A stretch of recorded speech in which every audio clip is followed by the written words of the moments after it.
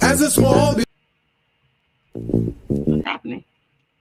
Okay, our intro. What's happening? As a small biz pro, I saw we roll, using procurement, program and control.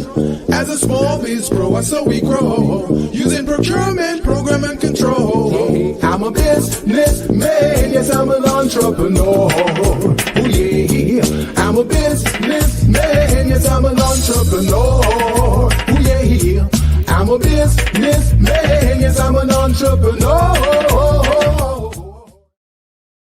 Good afternoon, all small businesses. This is the Business Zone with Crystal? Crystal and Gilbert Buchanan, your small business paramedic. And today, Crystal, we're going to have a fabulous show. We've got two amazing guests that we're going to bring on later on today.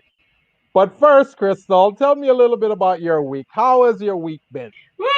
It's been good. I did Monday. I did a webinar in the morning for training on bookkeeping and accounting, bookkeeping for small business owners and entrepreneurs and freelancers. That was at 10. I interviewed 3 or 4 entities that were applying for mini grants with the Los Angeles Urban League. In between that, I think I had another meeting in between that. And then I did another class later that evening for the new Women's Business Center. So I had back to back. Tuesday was no different. Tuesday I went to a client's. Wednesday, I think I had another workshop. Thursday, we had a briefing. And today is Friday. The days go by so fast, I can't even keep up, man. I can't keep up. Well, it sounds like your day and your life, your week and your life is as busy as mine and crazy. But regarding that the women's center, Crystal, you are perfect for that because they need someone like you to kind of help guide and coach them along. So congratulations on that. That's good. Thank you. And it was kind of cute because I had a guy. It was it's for women, but it was a women's center. But anybody that's looking to start their business. So there was a guy that came on, and the first thing out of his mouth to me was, "I'm only going to be here for a few minutes." Okay, I haven't even got started, but okay, cool. What was that So all about? I don't know. He was letting me know he was stopping. He was basically stopping by, and he couldn't see himself standing there any longer.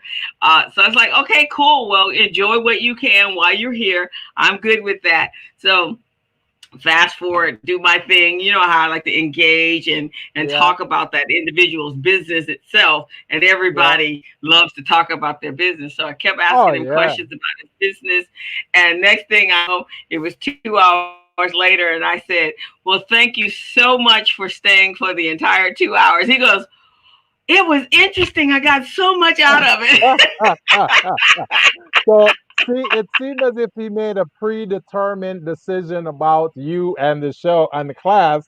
So that's why he probably was saying that. And then once he read the real Crystal Mitchell and not your representative, then all of a sudden he was all gaga goo goo over you. Oh yeah, he was not. He goes, and I'll be back next week too. I Oh said, yeah. well, I'm just very thankful and humbled that you stayed for the entire 2 hours. He doesn't understand that we are super consultants and coaches. We're not the regular consultant and coach that coaches small businesses. We're different. We're in a different class by ourselves. So he probably thought he was gonna get the regular run of the mill type coaching consulting from you. But then he got the business zone type coaching. And so he was thrilled to death, and we were having some technical difficulties as usual. And but he was there for the whole entire time. So, and he will be back on Uh-huh. this Monday. But other than that, it was a good week. Yeah. Um, well, we had two. We didn't have. They weren't town hall meetings. They were just on the same time, same day, and two Yeah. different candidates having their conversation from normal and kind and gentle to crazy nut job, You but on know, two what separate. So this week has been wild. With that being said, Crystal, with that being said, I think you should pop up the clock to let our listeners and viewers know how many more days we have left for this transition. So let's pop it up there. How many more days we got for voters to really go out Of there and this make the mark? of the craziness. Yes. So we can So transition it from is this. coming now.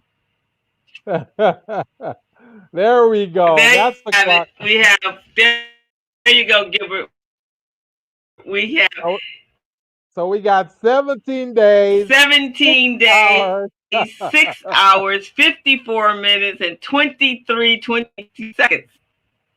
Beautiful, beautiful. Now, again, like I say every 54 week on minutes and 12 seconds. So like I say every week on this, Crystal, if there's any one of our viewers or listeners out there that is still undecided, we need to take them behind the barn and shoot them because they got 4 years to make their decision.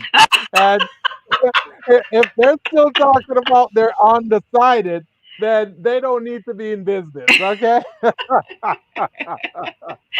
so here's the thing. I heard something that now this should make a person go to the polls, Gilbert. I Hmm. heard today that, let's say everybody wigs out and loses their mind and they decide that they don't go out to vote and they don't do what they're supposed to do to end this craziness that we're in, right?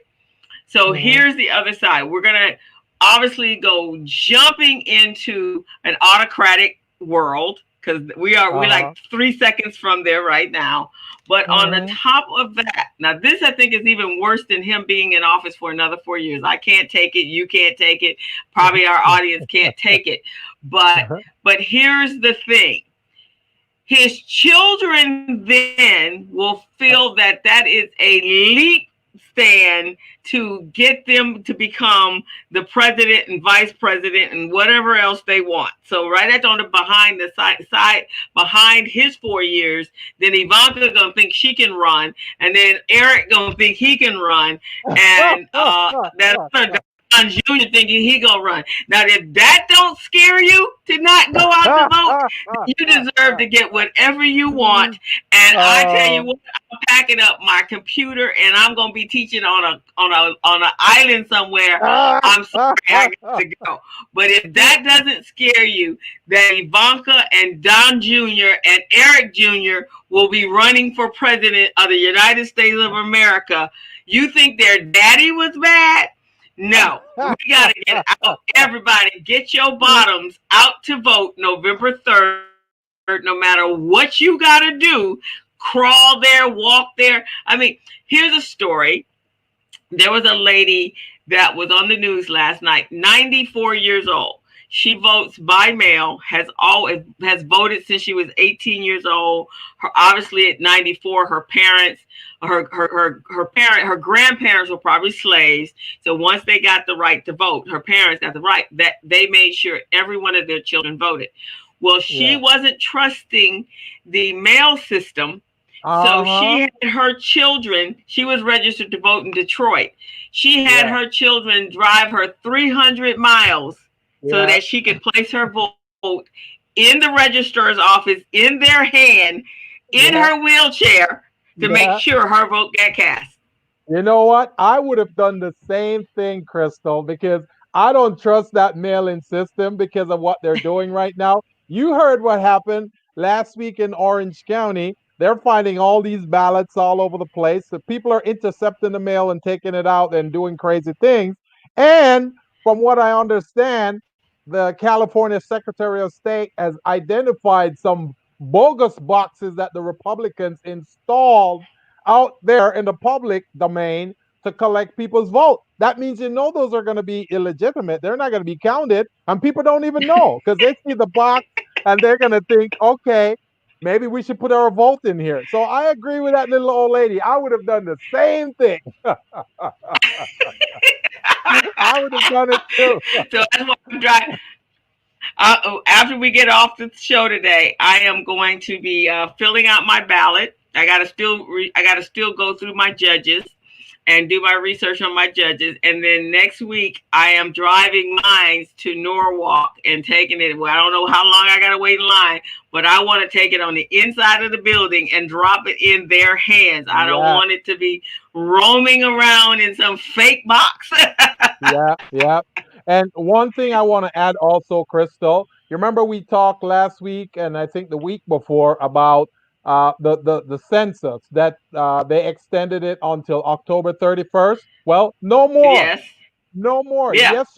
Yesterday we found out that yesterday was a deadline and not the 31st. So there's some Right. little shenanigans going on with these guys in the administration right now that I really don't appreciate. You know, they're playing these little footsie games with us, so we don't even know what's going on. And when we decide to act is when it's too late. So I'm saying to all the voters out there, don't wait until November 3rd. Start voting now. You know, go do like Crystal. Drive your vote your ballots over to the polling facility and put it in their hands. Okay? You can't trust it, man. You can't trust it. We No, have to no. take care. We got to make sure. But yeah, you're right. So I was actually supposed to have tomorrow we're doing at for our tennis program for Pete Brown Jr. tennis program at Harvard Park, which is at 1535 Harvard Boulevard. We're doing voting registration to make sure that your registration is in order and to set you up with voting. But we were also going to do the census. So, of course, now we're not doing the census because they snatched that away. But the sad part is that's millions and millions and millions of dollars that are no longer going to come into our cities and our states and our society in our counties. For our people. So that's scary all by itself. But that was the Supreme Court. Again, why it's so important that what's going on right now with electing the Supreme Court, you just out of nowhere, out of spite, because the president of the United States tells you, no, we don't want that. We're going to snatch the census back. Because that's where Yeah, it's coming from. He's yeah. dictating, and these entities that are supposed to be separate are no longer separate. They're Right. operating under him, and that's a Hmm. problem for us. So we really truly people really truly need to get this together because we can't that's a problem. I mean, we were Yeah. supposed to have to the 31st. Why would you shut something down that was only had 2 more weeks to go? So Right. very scary stuff. Fake poll booths, polling boxes, scary stuff. uh just everything right now is like we're living in the twilight zone, and we need to come off of this crazy ride, get rid of that lunatic in the White House, and move forward, because I don't even know where we're going on the other side of this. It's just actually quite frightening, if you ask me. And so for me, the only power and the control we have is to get our bottoms out and vote, because our voice is our vote. So everyone, if you're listening, go vote. Make sure you're voting. Make sure your family, your children that are, if they're 18, teach them, train them, whatever you got to do, drive them to the polls. And we got a few more seconds.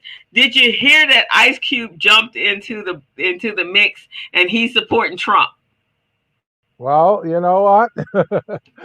Well, it shows people's, people what people are about. So that's cool. That's cool with me.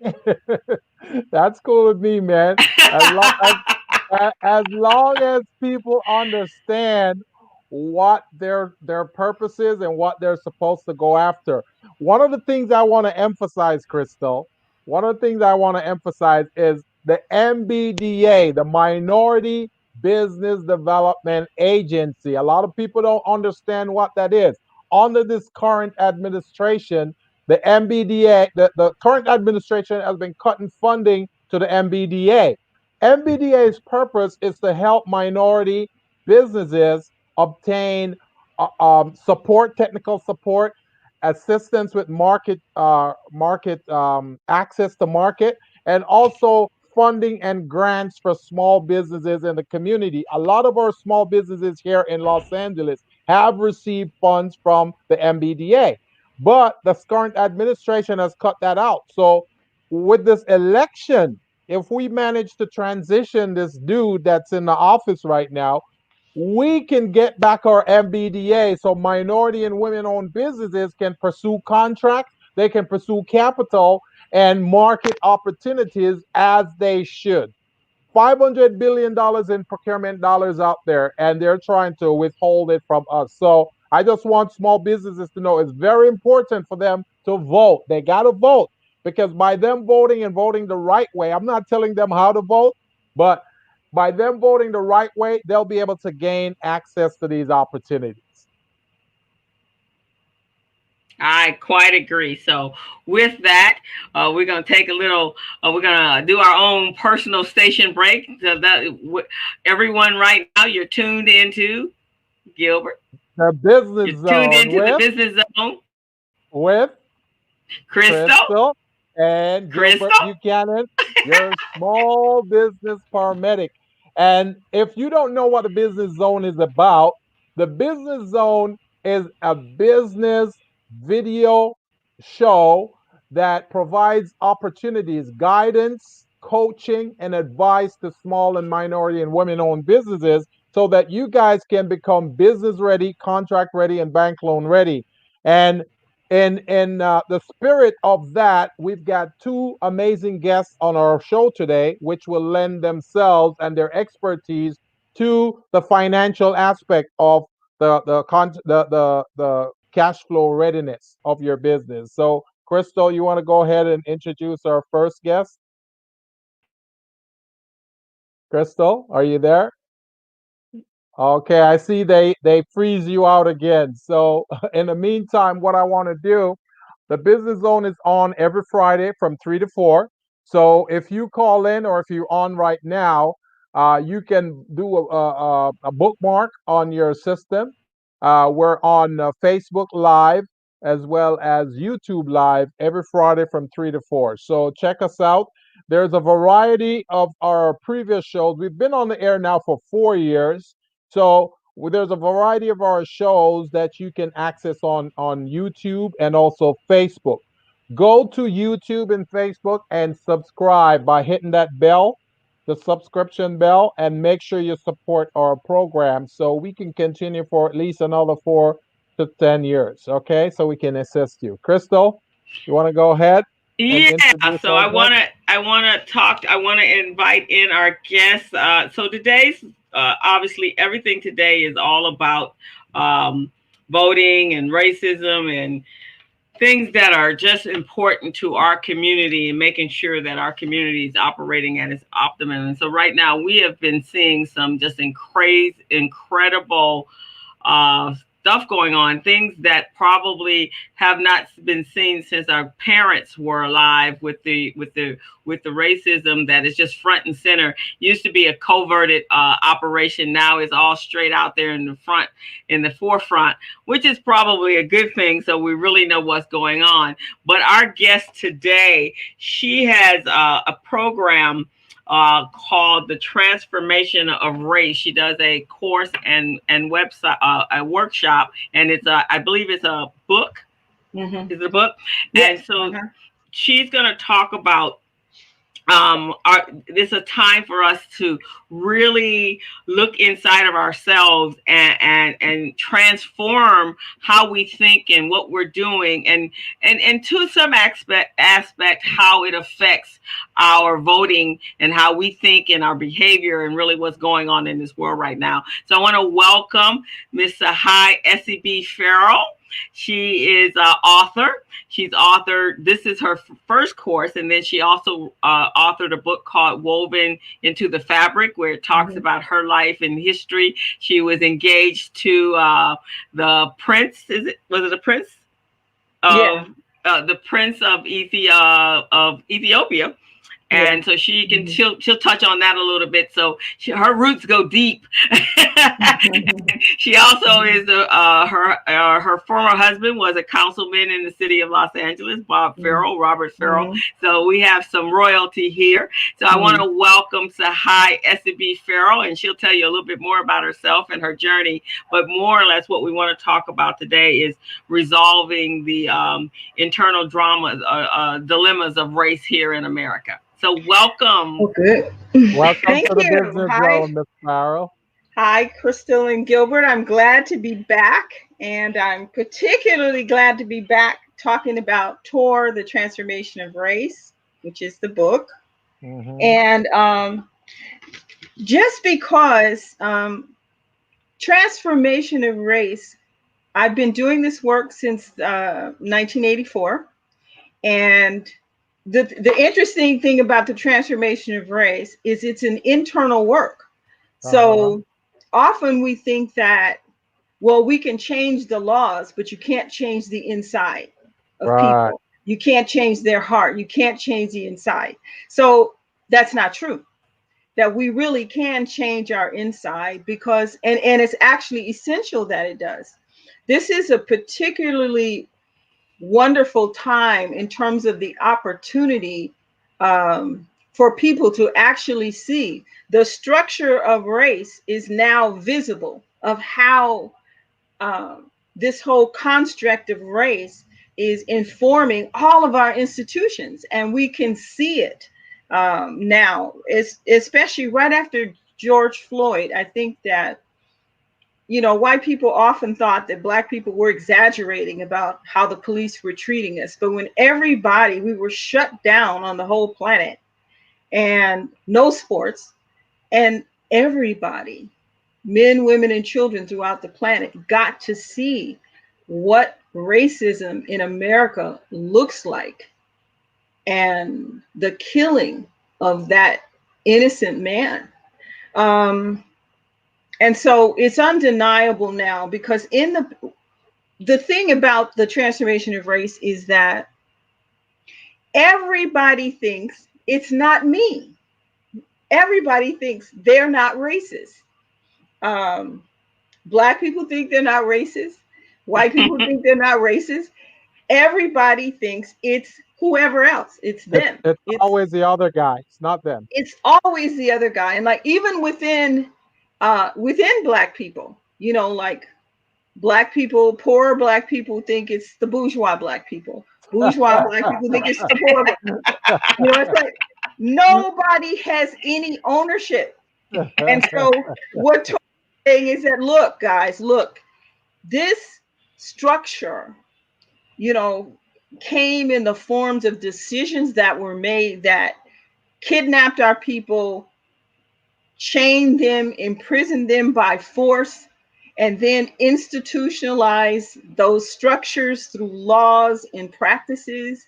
And ultimately, after centuries of this conditioning, those chains have become internalized. Mm-hmm. Those That chains are now subconscious. yeah. And where we can see them is if we step back a little bit and we look at kind of, and we're going to take black people for a while here, kind of the strangeness of black people, like the things about us that we know is kind of strange. And you know, we could actually make a list of things that we see that impede us, but we kind of know why they're there, you know, because of what we've gone through. And so we just tolerate them. We try to work around, you know, we do this. And so, but what if there's a way to deal with it? And so we don't have to accommodate those structures anymore. So the transformation of race is a technology of human transformation that allows people to go inside. It's kind of when I do the work or when you read the book, because the book is actually written as a self-help workshop. So as you do the work yourself, you end up going into yourself and undoing some of these structures, discovering the structures, but not in a way, even when you do the workshop, we go very deep, but not in the normal way that usually when you deal with race, all of a sudden confrontation, fussing, arguing, differences like this. But when we go, like Tor kind of comes at race through a side door. And so, and when you go through the side door, you can get all the way down to the root of it and start working on that level so that by the time you're finished, you know, there's a complete shift.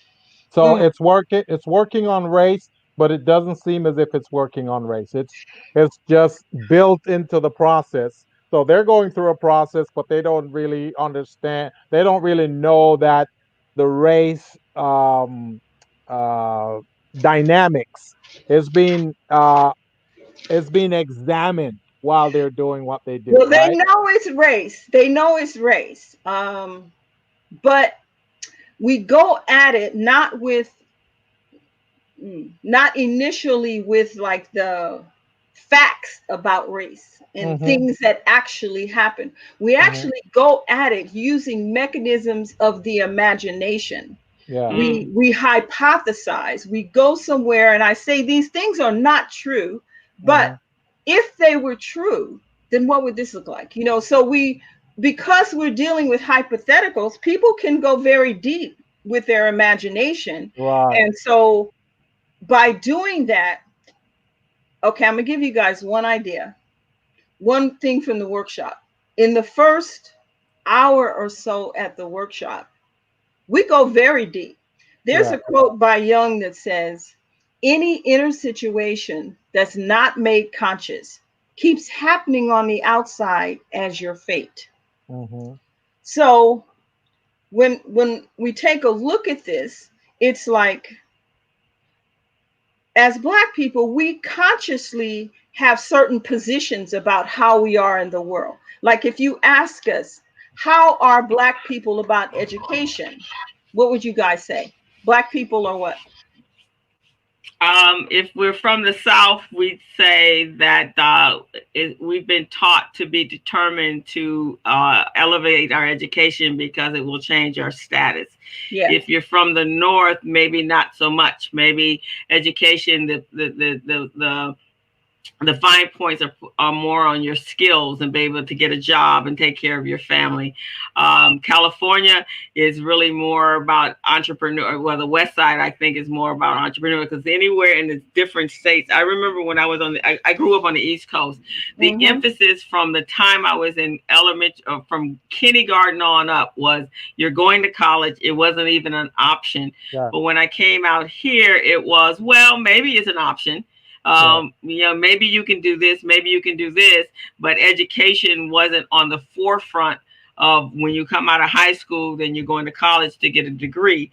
That wasn't the emphasis out here, but it was that emphasis on when I grew up in the North, and my cousins, all of them, it was a given that they were going to college and to the college that their parents went to. That's what I would say. All right, I think that's good, and I think that we fought for educational things. We have fought, very hard as a people for educational things. So on the face of it, it looks like Black people are for education, like that's something core for us. But then let's just take away what we say about education, and then just, like I call it, mute what we say and take a look at what we do and how we really are. So one place that we can look at is, okay, so when someone starts to get an education, a Black person starts to get an education, and they start to talk about the things that they're learning in college, and maybe the way they talk kind of changes a little bit, and how they interact changes some. And so are there people in the Black community that can be a little bit resentful of that? Have you noticed that? Yes. Yeah. That they can say, who you think you are? Yes. Why are you talking like that? Or you just want everybody to think you got something going on. Or so young people know, and nobody talks about it. Everybody says, go get your education, but nobody talks about that within our own group. As you get an education, there's kind of a feeling of separation from the group. Yeah. And so you're not, and so you're not, you're leaving a group behind to advance yourself. And so that becomes isn't that what they call crabs in a barrel? Yes. Right? I'm going to pull you back down to where I am. And so we resent it. Now you guys talk about economic development and advancement of the people, and you know better than me that there is a gap between Black people saying they want to have economic and financial advancement, and what we actually do with our money. Yeah. There's a Yeah. huge gap.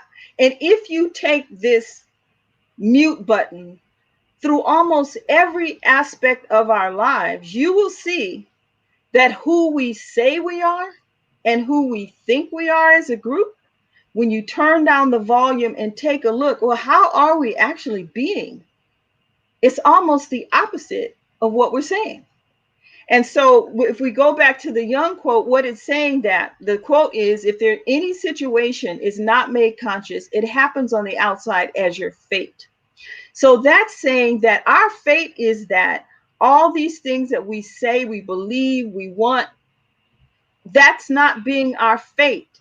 We're failing in our education. We're failing in the finances. We're failing in all these. And so what the Young quote implies is that then there's something unconscious going on that is running the show at a greater extent than even our conscious considerations about ourselves. And that's where the Torah work comes in. Yeah. The Torah work comes in, and it allows us to clear that out. I'm going to give you an extreme example that years ago I had a nonprofit, and we had a food distribution center and a reading program, and we did the transformation of race. And anybody who volunteered at the food distribution center, anybody that volunteered in any of our programs, could come to the transformation of race free. And so this young man came to the workshop, and he was probably in his mid-30s or maybe 40, and he was homeless, but he had volunteered at our food distribution center. And our volunteers, you know, when they volunteer, they can get food. And so he came to the program, and his son was in jail. His children's mother had passed, so his children were kind of separated at different people's homes, and he was living in a doorway on Vermont at a swap meet. And so he did the tour, and afterward he came back around. Oh, you know, one of the things that he said in the workshop was that he was actually disabled on a job some years before. He said, I was actually disabled for 2 years. He said, but I see now I've been disabling myself for 8 more just to get the check. And so he said, so, I got some work to do. So he stopped by the office 6 months later, and he said, I had to stop by. He said, because after I did tour, I realized that I was disabling myself, and I didn't even realize that, and I couldn't afford to. My children couldn't afford for me to. He said, so the next check that I got after the workshop, I bought some cleaning equipment, and I asked some of the business owners in the swap meet if they would allow me to clean the swap meet, and they said yes. And so I was able to clean the swap meet. And then I got a few other business on that side of the street. He said, and you know, there were 2 other men living in the doorway with me. So I bought enough equipment. I now have a crew. And so he said, so we're actually cleaning both sides of Vermont now. So I have my children are with me, and I'm working to get my son out of jail. And we have a place. This is 6 months after being homeless for several years. But there was something in his consciousness that he was unaware of. And once it cleared out, oh, whoa, he's like on the move. So Thor is a method of psychology or therapy that helps you that helps you dig deep to find what's happening in your own self that is preventing you from moving forward and being progressive. Is that the awareness. Awareness. And I think it has a spiritual element, not a religious element. But see, we operate in such a tiny portion of our potential as human beings. And so what Torah allows us to do is there's a lot of internal structures that make us think reality is much smaller than it is. And so Right. we're operating, like I call it inside. You know those on the playground, those jungle gyms that have all those Mm-hmm. little things The the kids maze climb? light. Yeah, the maze light. And so it's like we're operating as if that is the world. So their kids higher on the jungle gym. You want to get them down and climb higher on the jungle gym. And it's like, well, there's a world beyond the jungle gym. But the Mm. jungle gym is in our mind. So as soon as that shifts, um, I think one of the best ways to talk about Torah is just to talk about how people have shifted in it. I had she was our receptionist at the nonprofit, and she was an Mm-hmm. artist on the side. She did tour, and then she just said, you know what? At MIT, they have a community program. I think I'm going to go back there and get a master's in community empowerment or something like that. She got back there, and then she got it like in a year, the program. And then she said, I'm going to stay back. I'm going to apply to Harvard for a PhD. This woman did not even have an inkling how brilliant she was. But then all of a sudden, her brilliance is just so natural until it's just, oh, as a matter of fact, I think I'll apply to Harvard. She got into Harvard and she graduated with her doctorate from Harvard, and she got on Harvard's faculty as one of the first people to use computer technology in the arts. So Wow. Tor enables people to tap into various aspects of their self-awareness, right? Of their human potential, Yeah. just all the. And let me say something special about us, about African American people, is that in doing this work these last 30 years, it's the way we're being is. And Dr. Dugroy, I think, from post-traumatic slave syndrome, Oh, she Joy talked. the Joy, Yes. Dr. So Joy.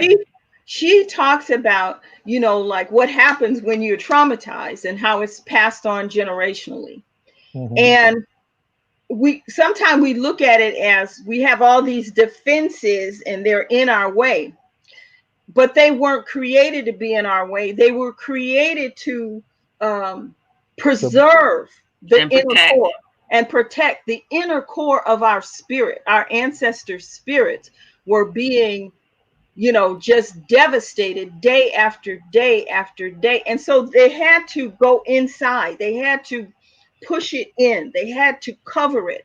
And so, what is most precious about us, the fullness of our spirit, is actually covered with, that poem, We Wear the Mask.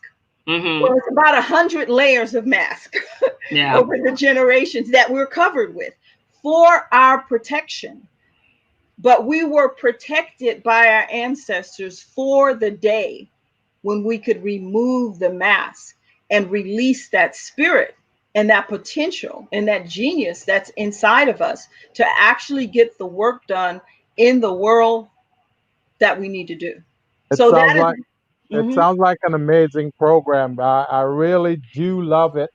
And I think we should let our audience know much more about that. How do they get a hold of you? Is there a contact Well, information? um, right now, I'm preparing the book for republication. And Hmm. so it'll be out by the end of November. And it's Hmm. called TOR, TOR, Hmm. Transformation of Race, Resolving the Internal Dilemmas. So by the time it comes out, I will have set up an opportunity for us to engage, probably in Zoom, a few workshops. And then I plan to do some videos that people can actually uh, do the workshops for himself, and have me pop in on the video and just kind of help with some of the debriefs. So So Is that's there? I doing think now. this is very important Mm-hmm. because from time to time I had this conversation with someone recently, and they were talking about how black women or mothers protect their sons. It appears more so than they protect their women. And so I was curious about that. So I did some research, and what I found was that during slavery time, and so a lot of that protection comes from moms of women trying to protect their kids before, while they were too young, if they felt they were too young to go into the fields to do the manual labor. So what Mm-hmm. they would do is they would say things like, "Oh no, you can't take Junior here. He's not very bright, or he's real slow," or especially if he was like 5 or 6 years old, because Mm-hmm. by 6 years old they were going to put them in the fields. And so she would do this whole thing about her child. He was dim-witted, he was this, he was that, and it was to give her To child save enough him. time to grow, Mm-hmm. in order so that she could protect him before he got out there in that cruel world. Because once they took him from her, she had no control and no power to protect them. So then consequently, when you're raised by a, the generations, mom, grandmother, great grandmother, that same protection mechanism is going to stay within the bloodline, and it's going to be instinctive for you to do the same thing with your child. Whereas the girl child was usually inside of the house, and so she could protect the girl child, and just by making sure she worked hard and kept her head down and kept her out of the master's line of view. But she could not do that with her son. So I could see that your course can help us dig deep to Yes. find out where those things that are preventing us from Mm-hmm. growing and to being Mm-hmm. at our highest potential could not be given the permission to blossom. You're exactly right. And I'm going to give you one more example, because I thought of a young man as you were talking. He was a junior at Cal State Northridge, a young black man, and he did tour. And then I always like to meet with people like 2 weeks afterward, and I just live your life. Something will shift. Come back and share. And so when he came back, he was saying, I'm taking economics. I'm not good in math, and I never have been. And we have a test every week. I'm at the bottom, the very bottom, or at least the bottom three every Mm-hmm. week. He said, and I study. I have a study schedule. I didn't change my schedule. She said, but the week after I did tour, I had my same study schedule. But on Friday, when I took the test, I had the second highest score on the test. And he said, how did this happen? And so, but I said, so just look to see, how was it different for you this week in your study? He said, the same study. And I said, what about the quality of study? He said, well, you know what? My mind was quiet. I said, well, how was your mind normally? He said, oh no, my mind is like, man, you don't know this math. Did you remember that form? You remember your daddy? He don't know math either. You guys what are you doing in school anyway? That. He said, my mind is like this. It Yeah, constantly. fighting He against said, each and so other. one of the things I noticed was that I just studied. And when I took the test, before it would be me taking the test and my mind chattering. He said, but when I took it this time, it was just no chatter. It was just me and the test. I said, now, who do you think does better on a test? Somebody that's just them in the test, or somebody that's them in the test and mind chatter? So Right. yeah. So here, that was it. He just excelled in math after that. That's awesome. And I think this is a prime time for individuals. So we're excited for your book to come out, and for your workshops to take place. I think this is we got to work on self first. Then we have to worry about the outside world. But Yes. we do have some isms that we have to overcome in order to move into our greatness. So we want to thank you for being on the show today, and we definitely want to support you when your book comes, when the book is redone, and I'd love to read it. And let me So, just say one thing about tour, because usually tour kind of scares people because race has been so hard. But a tour workshop can be one of the most hilarious places that you're in. Not because we're trying to be funny, but when some of these ways that we've been start surfacing, it actually is quite hilarious to us. But it's hilarious on the way to being transformed. So that's a whole nother level of now, good. Miss Farrell, I have Yes. your personal email address on here. We're thinking of making it public. Is this the contact information you want out Yes, that'll there? be fine. Yeah. Okay, so I'm Yeah. gonna go ahead and put it in the chat right now, All right. so Thank you. our viewers can tap into that if they want to reach you. We want to thank you so much for being on the Business Zone, for sharing Tor with us, and this transitioned into our next guest on the program, who's going to talk about wealth, Black wealth, and how we as African American and minorities can utilize certain strategies, resources, and approaches to sustain ourselves. So, Crystal, do you want to go ahead and introduce Exactly, and our we'd next? love for you to hang around because I think it kind of blends right on into that Sahai, Mm-hmm. because of the fact that a lot of what we do is based upon the stuff that's deep into our psyches, and Yes. so it kind of so I'll put you back in the green room. You can hear, and then I'll introduce William. So All thank you right. so much. Thank We you so much. appreciate Thank it. you for having me. I'll be back. Okay, don't go anywhere though. Hello, Mr. Brian. How are you? Welcome, welcome. Nice intro into what we want to talk about, huh? Today. Oh yeah, yes, it was perfect. Because I know you got some stuff to work with now. So let me, guys. So here's the thing. William is a special guest of ours. We're really looking at adding a He segment is a of strategic partner of a ours. strategic partner, adding in a how do we wealth building and wealth management. I think it's very important that we have a actual strategic plan on how we're going to get there. We have a wealth gap that they say is going to take us 256 years. None of us on this panel will be around for that time frame, but I will be. you're gonna be here for 256 years. It's gonna be through cryogenics. They're gonna preserve Okay. me. You're gonna freeze yourself. Yeah. So we have to prepare. We can't close that gap without some structure and some education and a plan. So I want to introduce you guys to William Bryan. He has been in the financial service industry since 1989. He says 3 decades, and he became in 2011. He became an advisor with Edward Jones and transitioned his business. Uh-oh. She's frozen again. So you could go ahead, William, and introduce yourself. All right. Well, yeah. So basically, first I want to just say thank you for having me on the show, Crystal and Gilbert, and I also owe the last guest probably some money because I was listening closely, and I think I did a counsel session on myself and learned some things about myself and got some of the noise in the background. So I'm prepared to talk to you guys now. So that was great. You know, that's another story we can talk about. But it was definitely something I want to learn more about. Exactly. So Crystal, I sound like you're back. Yeah, I'm back now. Yeah, I got my what can I say? Technology is technology. It's a little crazy and it takes me in and out. So I'm glad you guys carried on. But William is he holds a series, his securities registrations with LPL Financial. He has a Series 66 investment and advisor representative for combined state law. He has a Series 7.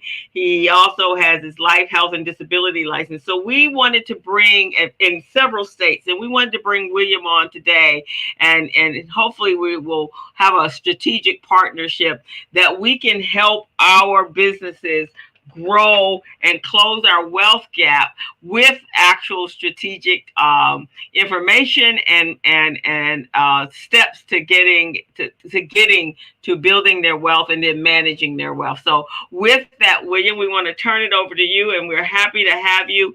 You've done some extensive work in endowment and foundations. You've done extensive work with business and economics, helping individuals really grow their portfolios and understand about building wealth. So we want to thank you and welcome you to the Business Zone, and we're looking forward to a great strategic partnership. Great. Well, thank you, Crystal. Thank you, Gilbert. You know, it's exciting to be here. This is what I'm passionate about, and I do want to say to all the listeners out there that while I am affiliated with LPL Financial as a financial advisor or wealth manager, Today, what you're going to hear from me is my own point of view. It's not LPL Financial. It's my own opinions, my own views. More importantly, this is I will not be giving investment advice. So I will be sharing things, but please don't take it as personal investment advice. Investing and wealth management is a personal decision. And I've learned that because I have a couple friends that I think are out here listening. And one of them has she's always posted on Facebook asking financial questions and wealth questions. And when we met, she said, "What's wrong with our people?" I talk to them. I have a couple wealthy friends. I start asking them, let's get engaged and talk about wealth, and they don't want to talk about it. And then she says, I have some people that need to talk about it that are struggling, but they don't want to talk about it. And I said, what I've learned in my 30 years is most people, especially in the Black community, we would rather talk about our sex life or our marriage before we talk about our wealth. Because if we have it, just like the last guest said, we feel like if we have wealth, we're going to be pulled down and we're going to be offended. And sometimes we have this bias that we made it out, and therefore we're not accepted by the Black community anymore. Mm-hmm. Then you have the other side who doesn't want to talk about it because they're embarrassed or they don't want people to know they don't have wealth, and therefore they see those with wealth as different as well. And I think when we talk about the whole racism thing that between our own people, a lot of it has to do with economics, and so I say that to say, over the 30 years that I've been working in wealth, I had an opportunity to work for one of the largest money managers in the world, a company called the Capital Group. I don't want to give them a commercial, but I'll just say that they manage trillions of dollars. And I found myself climbing the ladder as an African-American, starting there in 1989 after graduating from college at Cal State Fullerton, where I got my degree in financial planning. And a side note, here I am, it's 1989, I'm studying financial planning and going to finance classes, and I meet another African-American male who today is my best friend. But what was interesting is back in 1989, when we were graduating with our finance degrees, we were the only African-Americans in the whole finance school of economics. So that goes to show you that today, there's just not a lot of us in this world. And over the years, I've developed a passion, and I've developed a saying that my purpose in life, and we all should have a purpose, is really to help, like what Crystal said, with the strategy. And that is to turn consumers, which what most of us as Blacks are, into savers. And then once we become savers, then my goal is to really do what I do, and that's turn savers into investors. And then once you become an investor, now you can open up the door to become a great entrepreneur because you've built the foundation that you need to be successful. And then once you become a great entrepreneur, you become a philanthropist. And as a philanthropist, you now are in a position where you can basically give back and help. And that's what we need to do. If we want to close the economic gap in America between Blacks and whites, we have to start thinking like that. But right now, as a society, a Black culture in America, we have the herd mentality. So let me kind of explain what I mean by the herd mentality. I want you all to just think back as early 1800s. And in the early 1800s, there were millions of buffalo roaming the American plains. And over the course of 100 years, the American government realized that if you wanted to wipe off the indigenous people, if you wanted to destroy them, you had to wipe out their main food supply and tool supply, because not only did the Native Americans use the buffalo for food, but they also used the skins for clothing and they used the bones for tools. And so if you wanted to wipe out the indigenous people, that was the best way to wipe out their supply source.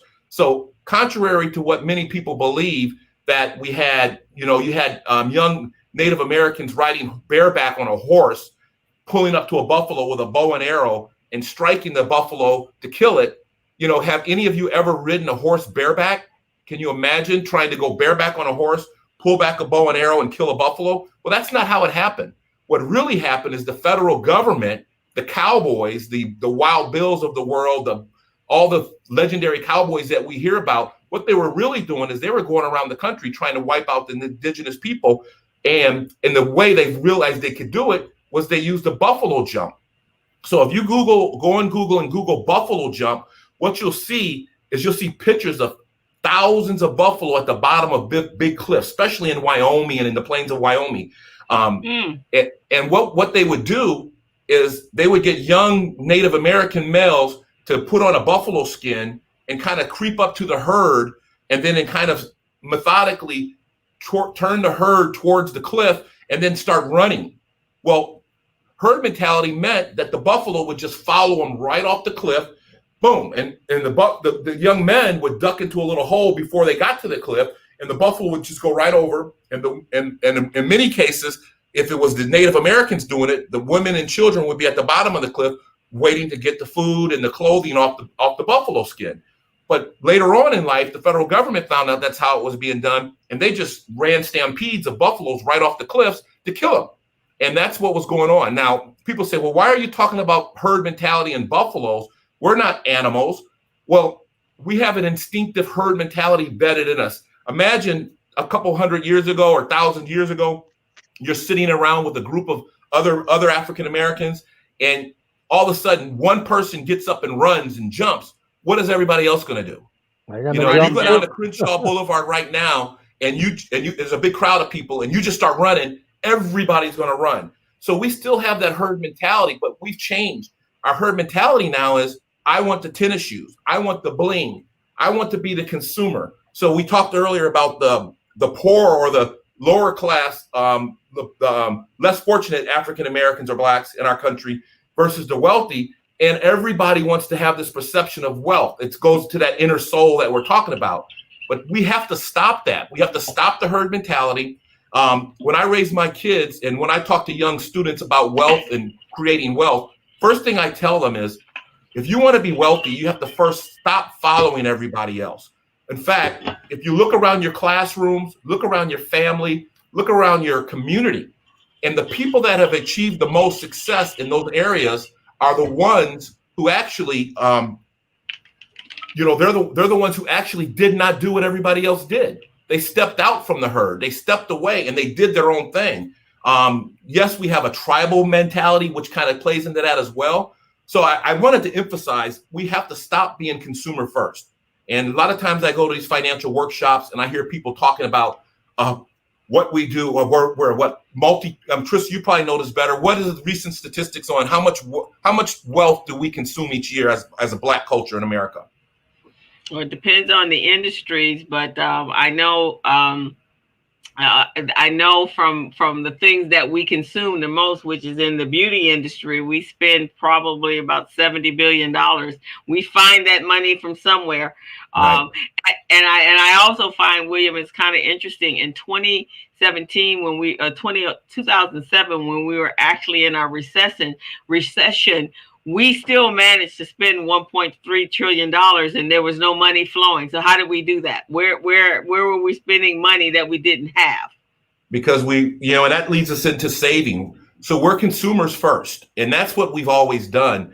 And we start saving. You notice you have no problem finding banks come into the Black community to try to encourage you to open up an account, because they want you to give them their cash.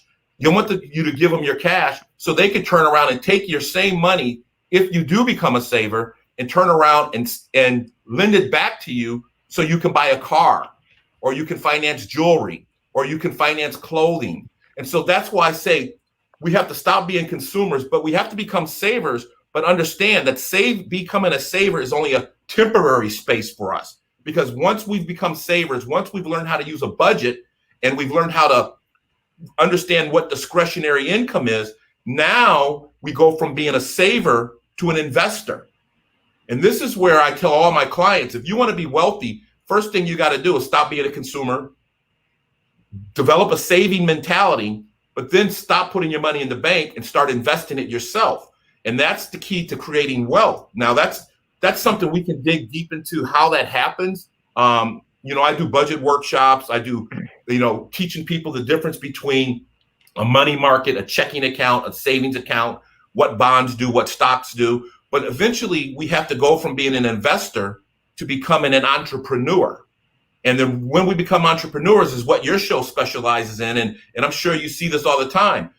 I think it's encouraging that we have so many people that want to start their own business. And I don't want to be discouraging, but I do want to say this to those out there listening that are thinking about starting your own business. If you want to have a successful business, like Crystal said, you have to have a plan. And that plan starts with first, stop being a consumer, learn to be a saver. And then once you've learned to be a saver, start investing your money so your money's working for you. We have a limited supply of capital, especially in the Black community.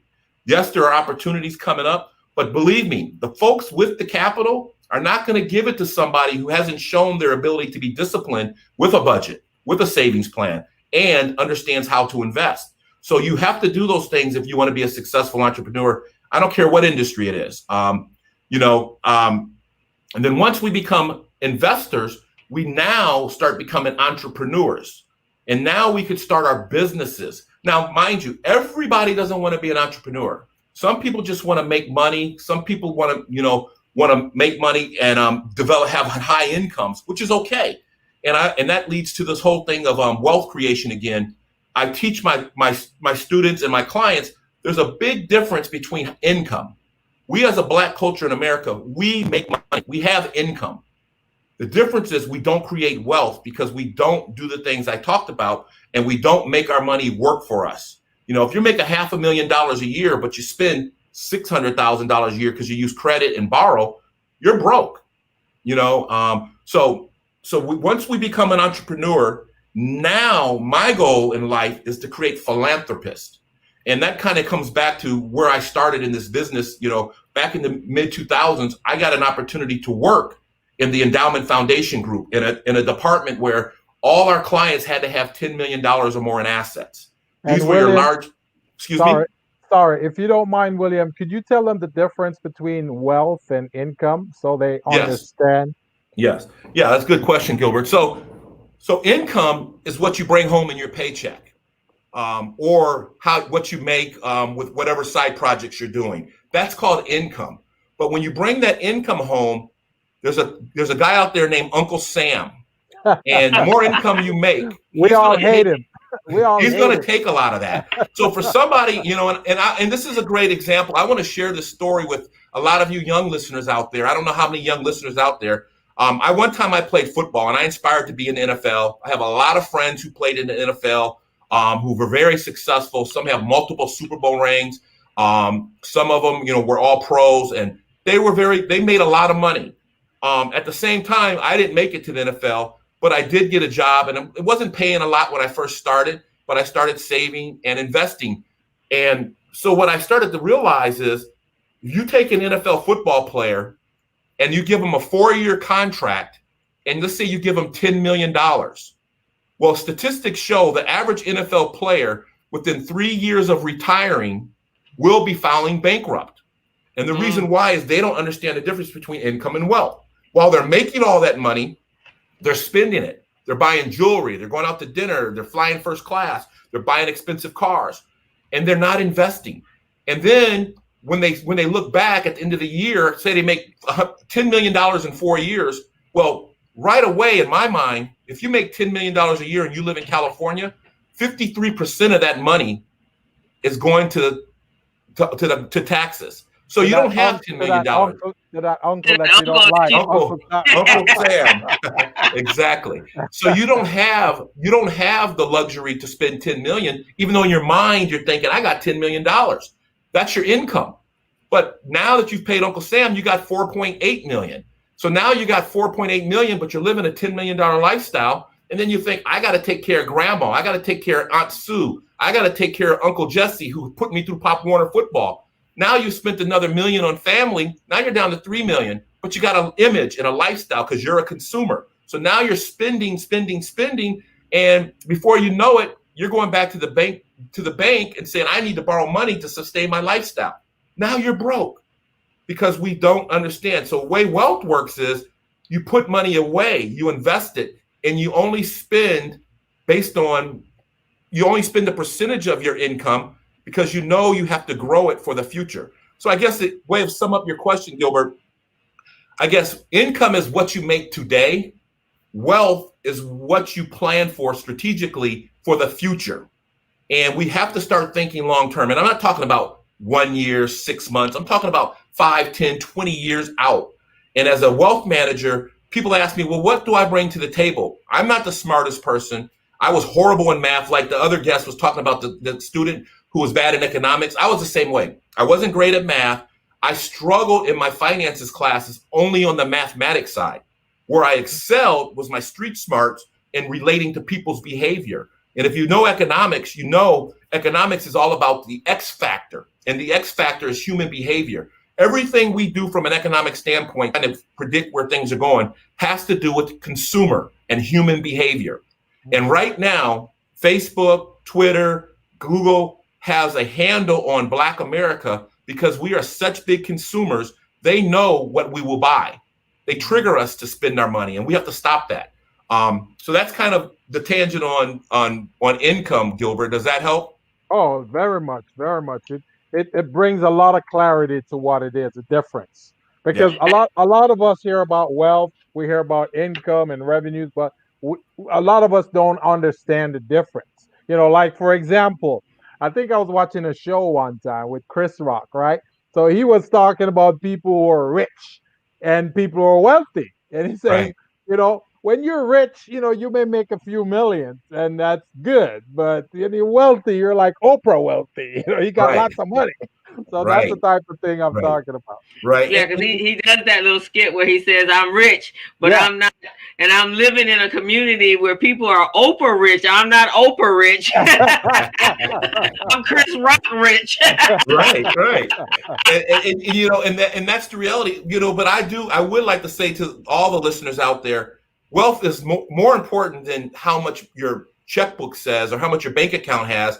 Wealth is really defined by your resources. And when I talk about wealth, I talk about your abundance of resources available to you. It could be money. It could be a mental skill set. It could be a creative skill set.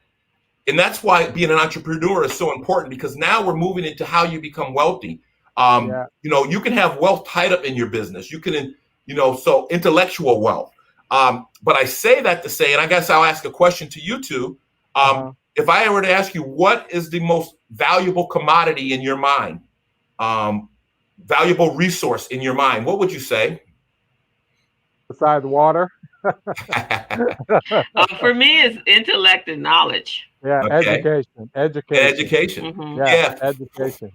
And for me, and this is what I teach my students, wealth, true wealth is understanding resources. And the number one wealth in the world, or the number one resource in the world to me, is time.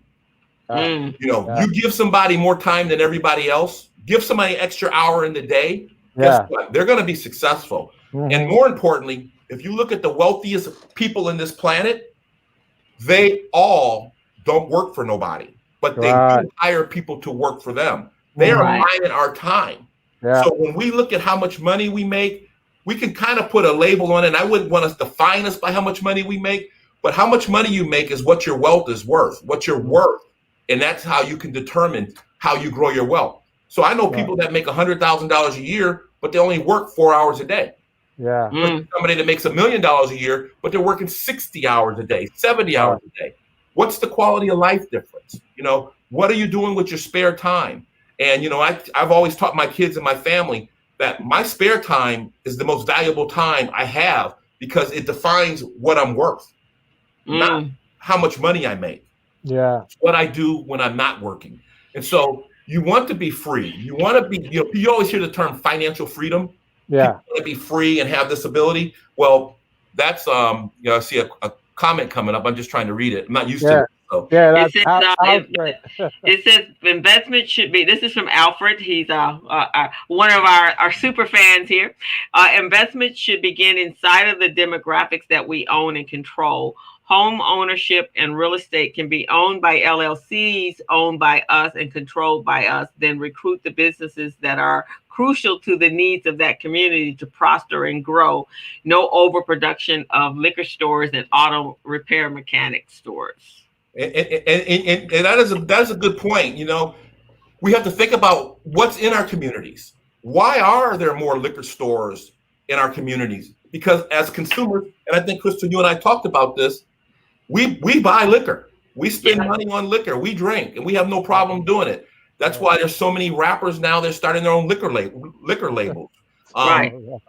This was over a decade ago, literally a decade ago. I was on a study with some analysts and some portfolio managers. Now, these portfolio managers and analysts manage trillions of dollars. These are your Warren Buffett types. In fact, some of these money managers I'm talking about actually provide information to Warren Buffett, to Alan Greenspan, to the chairman of the Fed.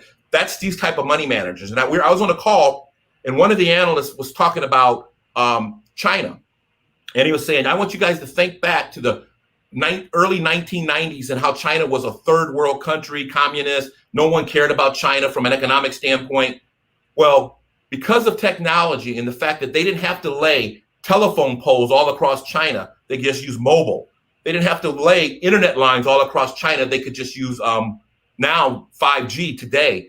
But technology allowed them to expand their infrastructure so fast that now they are a superpower economically. Yeah. So what happened over China over the last 25, 30 years, he said the next wave is coming out of Africa. And if you think about it, in Africa, they don't need to build big banks because everything is being done online. Yeah. They don't need telephone wires. And they're going to go straight 5G, and they're going to straight go online banking. And as long as we can continue to educate them and provide them with financial resources, they're going to be a superpower economically.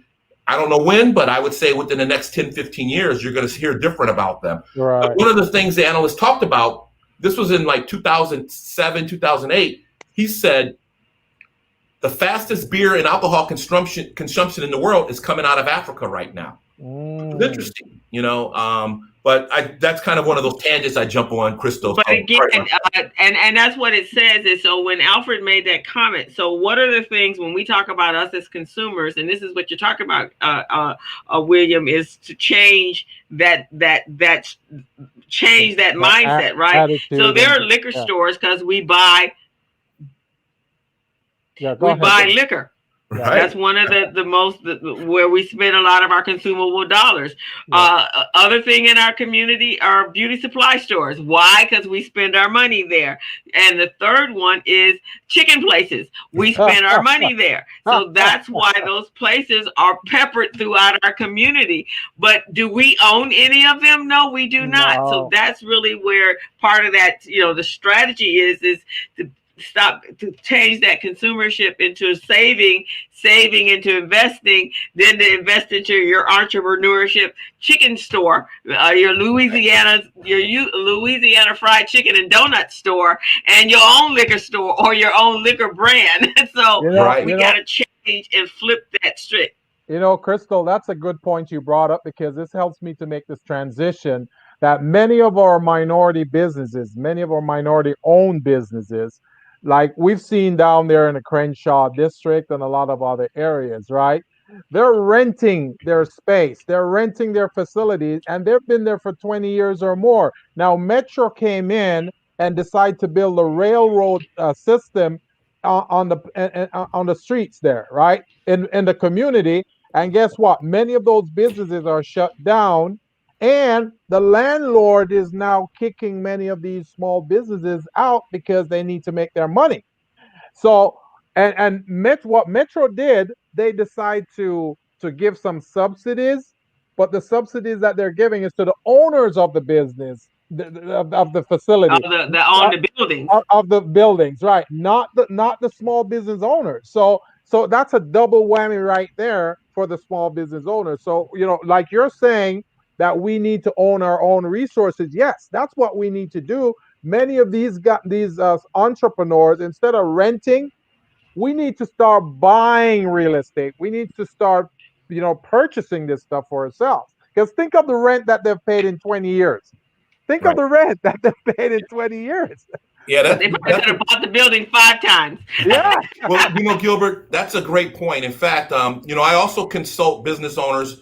I work specifically with business owners that can't afford a CFO. Right. So I come in as their CFO to help them see future liabilities and help them financially prepare for those future liabilities. That's a whole nother story. Right. But when I do that, I talk to business owners, and I'm always telling them, if you don't own the land, you're not really a real business owner. I get it. Sometimes you have to start there. Yeah. But the first goal of a business owner is to own the land, the property. Exactly. I have a good friend and client who owns over 20 McDonald's. Wow. And he's a brother.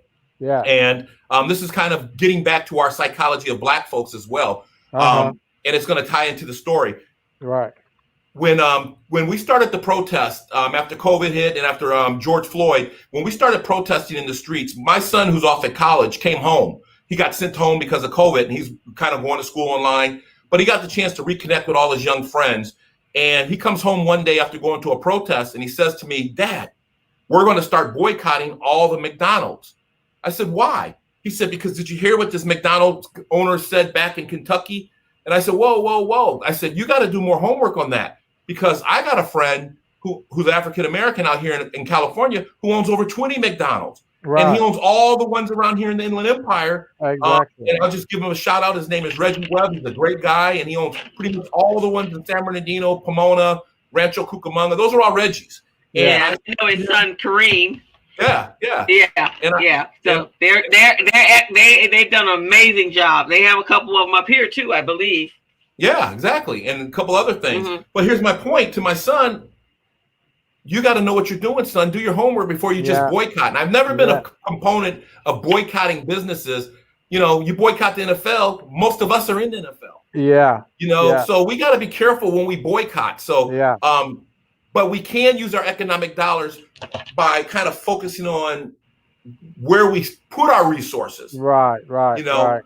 And so. And that's so amazing that you mentioned that, William, because I was just, tallying in my head. I'm calculating in my head. If I'm a business owner and I'm renting a facility, say in the Crenshaw district or wherever, right? And let's say my rent is $2,000 a month. 2,000, which we know is crazy because the rent is much higher than that. $2,000 a month over 20 years. That's $480,000, almost $500,000. You see what I'm saying? So they're paying $500,000 in rent. Now, we can use that money or some of that money, go to the SBA, get a 504 loan, buy that building for much less than that. Yes. And then whatever you're paying on your mortgage right there, and the building is going to be so big, the facility is going to, you can bring in more minority business owners into that space, have them lease from you. You see what I mean? So now you become a landlord. Yes. And now you are a landlord, and if you get tired of your business, you can get out of the business and lease it to somebody else. That's what I'm talking about. And exactly what I was talking to Reggie Webb about McDonald's, and this is back when everybody was switching to healthy foods. And how healthy foods can affect us, and how's McDonald's going to survive when people are no longer eating burgers and fries? Yeah. And you know what his response was? William, what? I don't know what we're going to be selling 5-10 years from now, but we'll be selling it because we make our money in real estate. Oh, see? So that's how it works. About. Yeah. So that's got to be strategic. You have to. Yeah. So I don't know. I just kind of went off on a few tangents, Crystal. Well, do you have any questions? It's a beautiful tangent, man. Because we need to think about all these different areas, and most of us don't do that. We need to think about, because just one little nugget in what you said right there. Just the fact that now we're going to start thinking of owning our own resources instead of renting or leasing from someone else. That puts us in a nice strategic wealth building position. Exactly. Love it, man. Well, so we've had if most of the audience were listening, if most of the audience were listening if most of the audience were listening right now, like Ed Gillis and Dorsey, if you guys have any questions, go ahead and type it in right now for our special guest, Mr. William Bryan, man, because this man is a genius. He's got a lot of information. And Crystal and I, we just love him. That's why he's going to be on this show on the upcoming weeks, okay? Alfred said Reggie grew up here in Los Angeles in his old community neighborhood.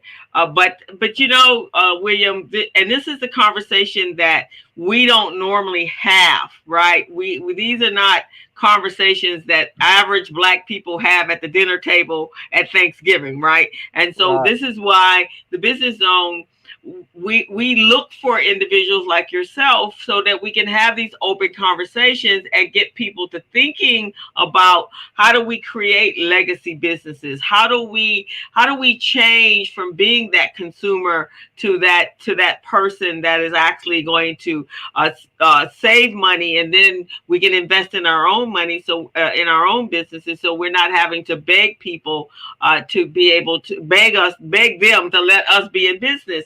And I think that's kind of what Sahai is talking about, transforming how we think. Instead of going to beg, let's really become sustainable, self-sustainable, and create our own. There's a couple of questions. Ed Gillis says, how do you buy the building if I'm paying $2,000 a month for rent? And Donna says, for people who have never invested, how do you get started? Good question. Let's start with how do you buy the building if you're paying $2,000 a month for rent? Basically, I started off talking about before you become an entrepreneur, you have to have baby steps. Dave Ramsey talks about baby steps in his book. But the bottom line is you can't go from being a consumer to a business owner. Well, you can, but it's going to be tough because you can't afford to buy the building.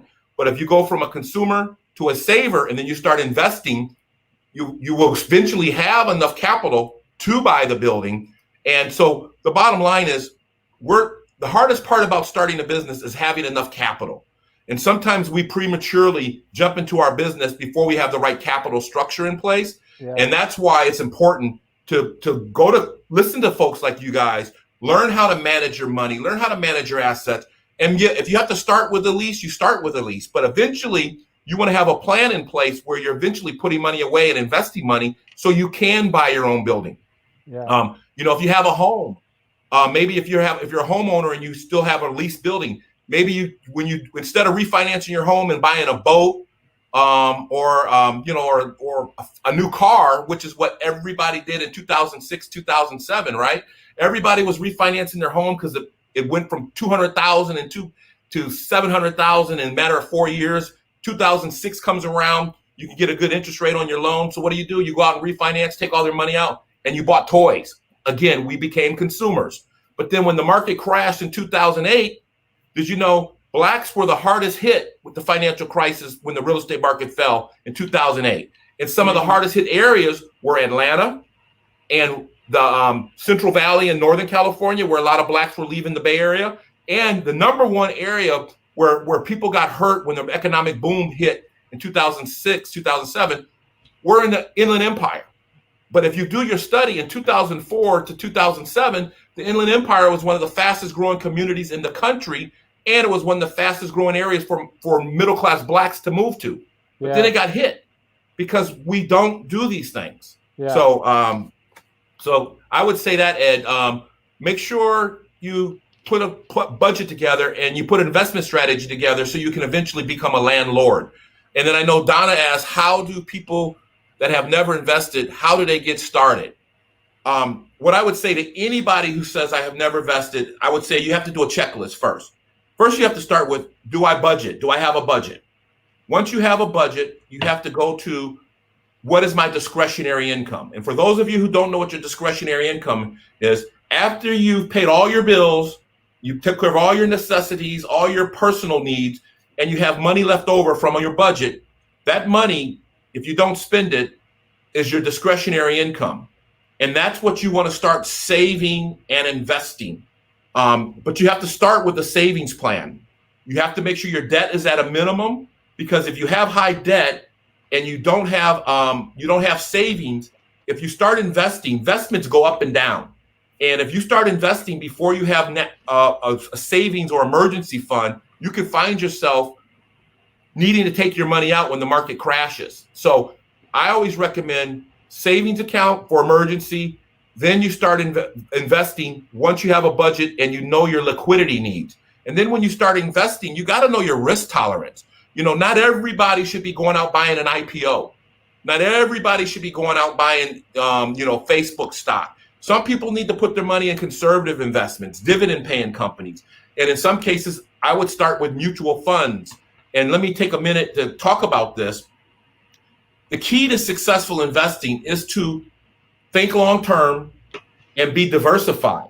So you have to diversify your portfolio.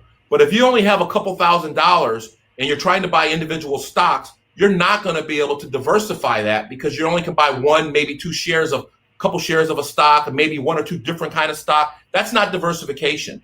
So and just to give you guys a visual, I want you to all imagine if you had money to buy a stock, what stock would you buy? And you know, imagine that stock is a pencil, and you have one pencil in your hand, and at any given moment, that pencil can break. We've all heard of Enron. We've all heard of WorldCom.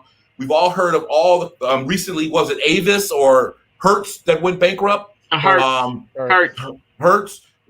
Companies go bankrupt all the time. Yeah. You know, companies change all the time. In 2004, Warehouse Records was the #1 producer of music around the world. 2004. Yeah, that's true.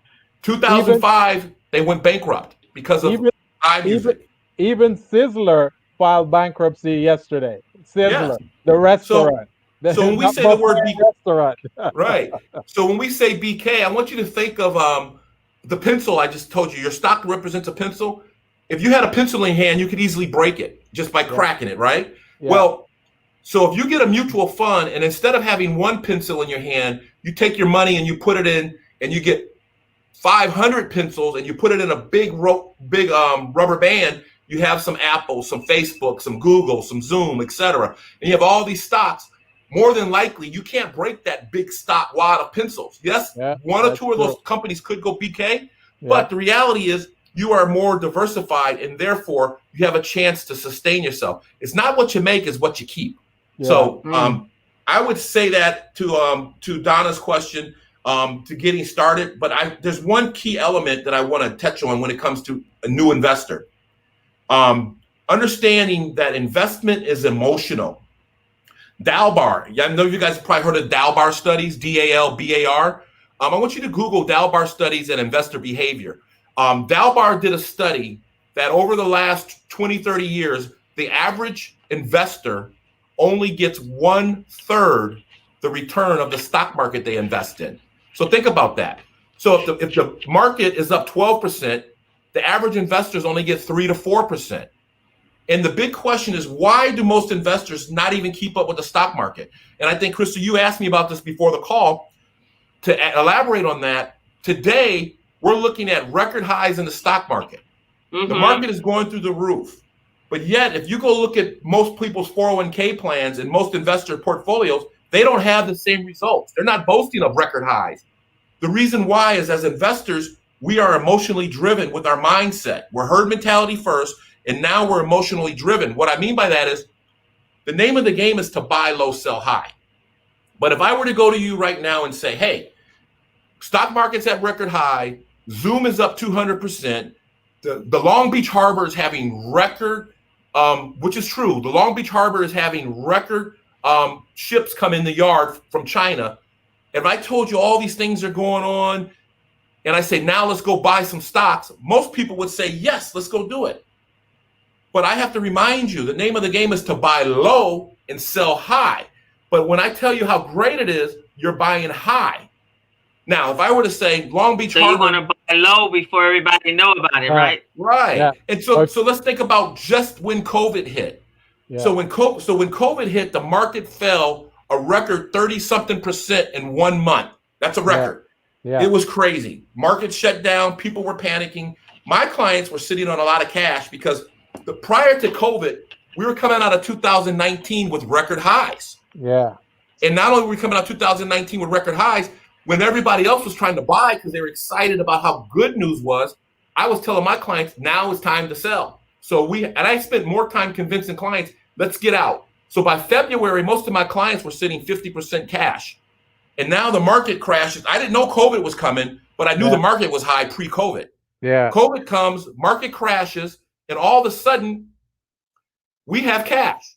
Yeah. So at the end of March, we start buying in. That's why a lot of my clients' portfolios are up 60, 70, in some cases 80, 90% since March, because we were able to buy low. Right. Warren Buffett said it best. The best time to buy is when you see blood in the street. That's right. And we have to change our mindset. Again, I said it earlier, and wealth creation is an emotional It's not an intellectual decision. It's an emotional decision. Yeah. We are either going to be driven by greed or fear. And Yeah. I always say, be greedy when people are fearful, Yeah. but be fearful when people are greedy. And if you Mm-hmm. apply those principles as a new investor, and then the last I'll say, I recommend anybody that wants to invest seek the advice of a professional. And Yeah. I'm aware that most of my competition is not willing to work with any level of funds. If you walk into a Merrill Lynch or most of these big wirehouse places, you got to have $250,000 or they won't talk to you. Yeah. I have no limits, but I do that by purpose because I focus on our people and I want to educate them. But what I Yeah. do require from my clients is that they're willing to get a budget, they're willing to put a disciplined plan together, and they're willing to dollar cost average into the market.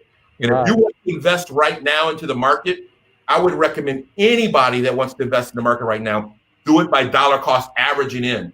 Rather than put all your money in once, put a little bit each month, and then you hope the market goes down because you got a 5, hopefully 10-year plan. And if it's a 5-year, 10-year plan, I would rather buy, let's just say Apple. I would rather buy Apple at $90 a share today than the current price of $120 a share, right? So Yeah. I hope it falls today so it can go back up. But so you want a dollar cost average and you hope you catch the dips. So hopefully that helps, Donna. Yeah. I think that is fantastic. And Alfred said she covered my last question. Thank you, because he was asking about investment groups and individual versus individual.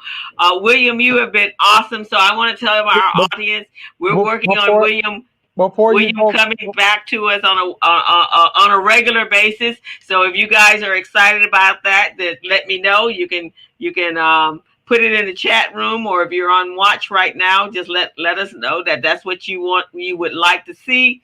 But he's phenomenal. What do you think, Gilbert? Phenomenal? well, ever since I saw William on your show, I saw him on your The briefing weekly show, briefing? your weekly briefing show, and that's where I saw him. I said, this man is phenomenal. I got to get a hold of him. And we've been connected ever since, and he's amazing, man. He hasn't stopped amazing me. Now, I want to address one question that Ed Gillis put in the chat. He said he wanted to know, how do you buy a building if you're paying $2,000 a month for rent? Well, let me explain that for you, Ed Gillis. The SBA 504 program, what you could do when you apply for that, you're going to identify a building somewhere. So let's say the building is for, I don't know, 600, 800,000. You're going to get a loan. You're going to apply for a loan. Now, the SBA doesn't give a loan, but what they do is they guarantee loans. So they're going to send you to your bank to get to get that 504 loan. A 504 loan is a loan that SBA gives to buy buildings. And if you can get that building, if you're going to own the building, and you can occupy a portion of the building and rent out the portion of the building. So that would be an incentive to them for giving you that loan. Now, having 2,000 a month is not bad, because what they'll do is they'll subsidize that loan for you, so it make it affordable. So that's how this works. So that's how you can purchase it, because they're looking at it long term, just like we just calculated. 2,000 a month is over 20 years. That's $480,000, and that doesn't even include interest or anything like that, right? So if you're renting for 2,000 a month, and you've been running this business for 20 years, that's what you've paid to the landlord, and that's money that you're not getting back. So you're getting a 504 loan, and I would recommend you guys call the SBA and find out about these programs, or just go online, go to the SBA website. And that not only do they have the 504 loan, but they've got a 7A loan also. And all of those different loans are designed to help small businesses own buildings. Just remember, the tall guys who are the other guys, the other guys, not us, the other guys who get all the privileges, they're called the tall guys, right? So, so the tall guys, they know these programs. They call their bankers, their advisors, tell them how to get into these systems. So we got to do the things too. We got to do it as a short guys. We got to do it too. So I just want you guys to know that. All right, Ed Gillis. I hope that answered your question. So I want to thank both of our guests today. You guys have been absolutely. Ed said thank you very much, Gilbert. He says I need to see this guy again. Very knowledgeable. That was from Ed. So we want to thank both of you. It tied in so well with Sahai with transformation, and that's really we got to turn. We got to fix within, and then we got to fix without. But we got to be able to make very strategic plans to change where we are from an economic for economic growth. We need individuals like both of yourselves to help us, guide us in this area. The business zone is here so that we can bring these amazing individuals to you to share their incredible knowledge and information with you. And that's what we have to be. We have to be on the receiving end right now. And so we want to thank both of you. William, can you let everybody know how they can reach you? Yes. Yeah, the best way is to just go to my website. And that way you can also see my suite of services and my philosophy and mission statement. My website is very simple. It's WHB, which are my initials, WHBfinancial.com. So that's www. Financial. Yep, www.whbfinancial.com. Alrighty. No S on financial, right? Just financial. No, just financial. Okay, so I just put it in the chat, and you guys can access it in the chat. Okay, and that's Mr. William Bryan, man. This is amazing. One thing I want to throw out there, and all of us been talking about this. Some of us focus on it, some haven't. One of the things that give us a strategic advantage as minority and the short people is that that sounds like a plane. Is that a plane going by? Yeah, it is. It's me. I'm by the airport. Sorry. That sound like a plane. You know, that's another point that that's another point we can talk about real quickly before I talk about what I was going to say before. Now, you living by the airport right there, you're in a position to get some incentive from the city. Did you know that? No, that noise pollution with a plane going over your head, making all that noise, that's called noise pollution. So the city has programs that provide you incentives for that. So you should reach out to them and tell them that you want your money. You want your incentive for I have to listen to that plane every day. Okay. You know, they just redid all the windows and doors in my house. I just happened to have it open. But they soundproof the whole house for free. Yeah. Okay. So that at least that's a start. That's a start right there. All right. So going back to what I was saying earlier, one thing that the tall guys have that many of us don't have is a platform, a media platform, because they get to tell their story all the time. They get to talk about pitch their philosophies, their opinions, and all of those things. We never had that. Now we're beginning to have that with the business zone and other program like this. Okay, so we bring on people like you and also William, and you guys can talk about the education that we need to learn, because many of us, we don't get this kind of learning when we're growing up. We never get that in our family. We don't learn about entrepreneurship. They don't teach us. Our family don't know much about that. Crystal and I, we stumble into this. We hit rock bottom and we learn. And that's what we're doing, is imparting our lesson or the lesson that we learn over the years to our small business. So this platform right here is tremendous. So I just wanted to throw that out there. Crystal? Oh, she's frozen again. Crystal, can you hear us? Oh, she's frozen. Well, Gilbert, I would just want to say thank you for having me on the show. And just to let folks know, I'm hoping to get some approved compliance material from my firm so that I can take a deep dive into investing during an election cycle or an election year. Yeah. I also want to dig deeper into understanding the difference between the stock market and the economy. Yeah. We also want to dig deeper into what buy and low really feels like. and how you do that. So, so those are some subjects that I would love to come back on the show and talk about. So I got you guys' information. You got mine. Let's plan it. You'll be coming back sooner than you think, Mr. Brian. And when my book is out, I'll come back and maybe do a little bit of tease on the workshop, just some exercises that will start the paradigm shifting process. Yeah, I love that. I love that. Now we're gonna go ahead and sign out right now, but you guys stay. You're not going anywhere. Crystal is gonna take us out, and all right, we'll come right back. Thank you, guys. We went over today, but that's the beauty. I think that's the beauty of having our own platform. As soon as I figure out how to make sure my internet stays solid at 3 o'clock in the afternoon, but it gets intense at this time of the day for me. We want to thank you guys for coming over to the Business Zone. Make sure you go over to our YouTube channel and subscribe so that you will get notifications whenever we go live and whenever I upload a video over there. The Business Zone is the place to be. We're a talked about show. We've been on the air for 4 years, and we want to continue to be able to bring these amazing people to you. So go over there, subscribe to our YouTube channel and tell a friend. And so with that, guys, we will see you next week. We have some more excitement happening next week, and make sure you go vote. If you got your mail-in vote, sit down, take care of it, take it to Norwalk if you're in California. If not, take it to wherever your registrar office is. Make sure that the box is adhered to the ground by iron so to know that it's real, or take it to the post office and track it. But it's very important. We have to vote. Make sure it says official by the Secretary of State. Not the little bogus ones that they have out there, okay? Yeah, make sure that's happening. So we're going to sign off, and we're going to see you guys next week. This video is available on YouTube and as well as a watch party on Facebook. So catch it.